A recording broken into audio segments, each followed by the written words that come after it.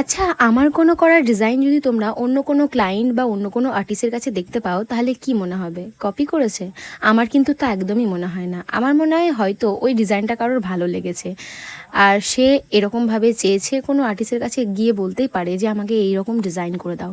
এই জন্য যে আমাকে বলতে হবে সে আমাকে কপি করেছে, সেটা তো কখনোই নয়। আমার তো মনে হয় না। এই কথাটা বললাম একটা কারণের জন্য, কারণ আমার একটা স্টুডেন্ট আমাকে কাঁদতে কাঁদতে বলছে, দিদি আমি একটা কাজ করেছিলাম, তাই আমাকে নিয়ে অনেক কিছু বলা হয়েছে যে আমি নাকি কপি করেছি। তো দিদি আমি কি করব বলো তো? আমাকে তো ক্লায়েন্ট ওটাই চেয়েছে আর আমি ওটা করেছি। আমি তো ক্লায়েন্টের কথা মতো করেছি। আর আমি জানতামও না যে ওইটা কেউ করেছিল, আমাকে জাস্ট দেখালো, আমি করে দিলাম।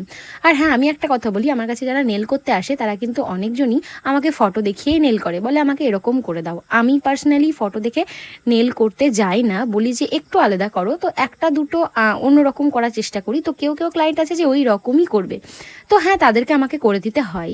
তাহলে সেটা